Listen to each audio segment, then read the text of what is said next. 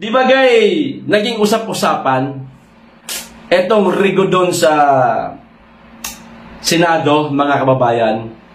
At merong isang video kumakalat ngayon sa social media na inamin ni Senator Ronald Bato de la Rosa na anumang oras ay pwedeng palitan si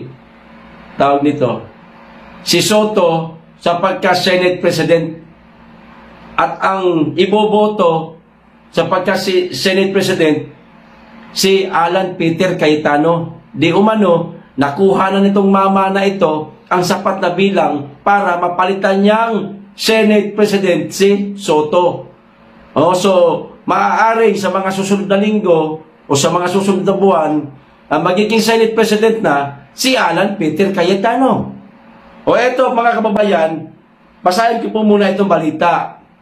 Ito yung sinasabi nga ng ating mga kababayan na ngayon di umano merong rigodon sa Senado. Breaking. Another rigodon in the Senate? Question mark. Senate Minority Leader Alan Peter Cayetano secures numbers for Senate Presidency. Ayon po ito sa 1 TV Philippines, mga kababayan. Ibig sabihin, sureball na, mga kababayan, na makukuha ni Alan Peter Cayetano ang sapat na bilang para sa kanyang pagka-Senate President dyan sa Senado. Kung 15 ang nakuha ni Soto versus 9 naman kay Cheese, maaari mas humigit pa sa 15 o 15 ang makukuhang boto ni Alan Peter Cayetano. Kaya hindi imposible, mga kababayan, na magiging Senate President itong si Alan Peter Cayetano. At ito po ang video, mga kababayan, patunay na mayroong rigodon sa Senado. Panoorin natin itong video ni Senator Ronald Bato de la Rosa. Inamin niya po, mga kababayan. Pero dito sa mga lumabas na ito sa social media, sa balita, sa mainstream media, itong binasa ko kanina at itong video panonoorin po natin, meron pong isang senador na umaalma. Malalaman niyo po pagkatapos itong video. Ito na. I don't know kung nakapirma ng iba. Ay, yes, sir. Ako nakapirma na ako. Pero, for the record, sino-sino kayong Duterte Black na nagtuloy? We call ourselves as Duterte 7. Duterte 7. So that's you? Senator Bungo, Senator Robin Padilla, Senator Marcolita, Senator Aimee Marcos, and the 2 Villas. sir, Senator Ryan, sir. Yan maliwanag, mga kababayan ewan ko lang kung nakapirma na yung iba. Pero ako, nakapirma na ako. Ayan na, nagkapirmahan na, mga kababayan. May mapapalitan na naman ng presidency ng Senado, mga kababayan. Sana si Alan Peter Cayetano at sapat naman din ang bilang na nakuha niya. At higit sa lahat, mabuti itong mama na ito. Kasi hindi ito bayaran. Meron itong prinsipyo. Hindi ito katulad ng ibang senador na putaragis, inahawakan sa liig ng mga taga-kongreso.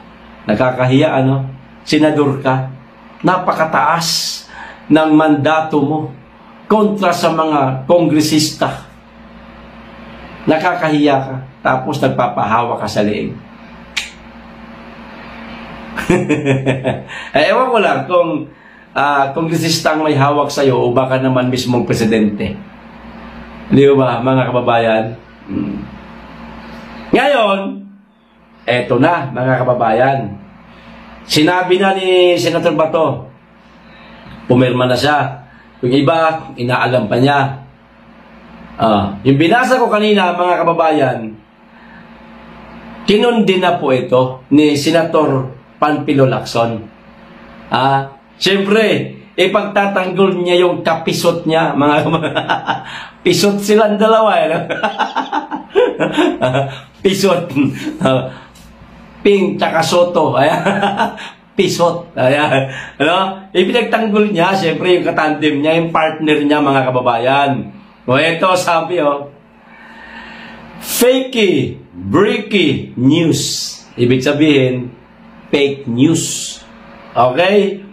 Kinundina ni Senator President Pro Tempore Ping Lacson ang ulat ng isang news outlet na nagsasabing nakakuha na ng sapat na boto si Senator Alan Peter Cayetano para palitan si Senate President Tito Soto III, mga kababayan.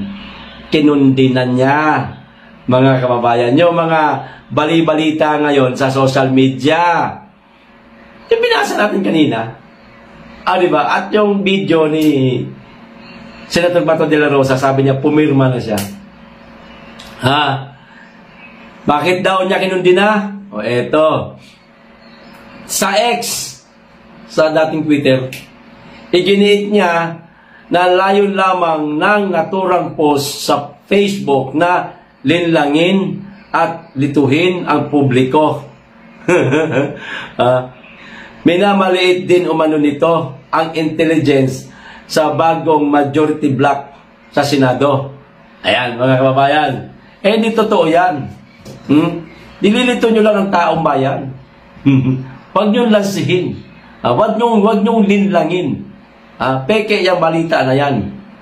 Nagbibigay lang kayo ng kalituhan sa ating mga kababayan. Parang ganun po ang gusto sabihin ni Panfilo Lacson, mga kababayan. At minamaliit nyo ang intelligence ng bagong majority block ng Senado. Bago daw sana lumabas ito sa social media, malaman ng ating mga kababayan, una daw sana makakaalam nito ay ang intelligence ng bagong majority block ng Senado.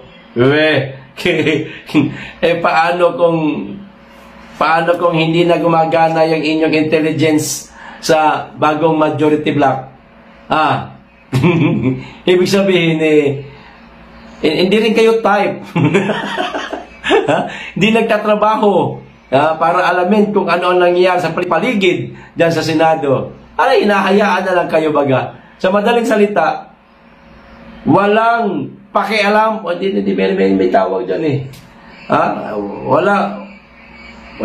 basta walang pakialam sa bagong majority block sa Senado. Paano kung ganon? At baka gusto din siguro kayong ang tanggalin yung bagong Senate President dyan. Kasi hindi gusto. Kasi para sa akin, mga kababayan, kung merong maging Senate President, dapat yung abogado talaga. Hindi yung galing lang sa school bukol. Sa Bulagaan. Bulagaan ba? Ano tawag ng Bulagaan University ba yun sa kanila?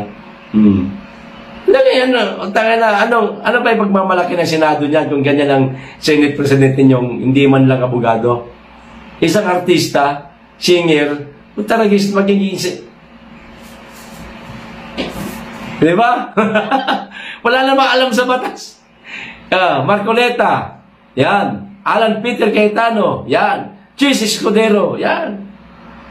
Di ba, mga kababayan? Pinalitan ni Soto si dating Senate President Chis Escudero matapos makakuha ng suporta ng 15 senador o 15 senator. Nagdulot ito ng pagbabago ng liderato ng Senado. Yun yung sinasabi ko kanina, yung binasa natin kanina balita, ang mga kababayan. Mahihigitan pa po yung 15 na nakuha ni Soto kapag ka natuloy itong rigudon sa Senado. Magkabutuhan at apiliing maging kudita ba? Magkakaroon ng kudita sa loob. Pwede yan. Lumabang na kasi itong isa yung si School Bukol, lumaki na ulo Kakaupo niya pa lang, kalang sinong magaling ang puta. Di ba? Makikita ng mga kapwa niya senador yan. Teka, yumabang ka agad itong mama na to. Sibakin kaya natin to. Ayun. Mangyayari yan, mga kababayan. Baka itong buwan na to, sibak yan. At higit pa sa 15 ang makakuhang boto ni Alan Peter Cayetano. Sigurado yan, mga kababayan. Mangyayari yan. Yung kay Ping Lacson, sinabi niya, palusot niya lang, palusot. Pinapalakas niya lang yung sarili. Loob niya ba? Pinapalakas niya lang yung sarili niya. No? Binibigyan niya na ng lakas ng loob yung kanyang sarili, mga kababayan, para hindi siya ma-stress. Patanggalan naman yung tropa niya. Okay.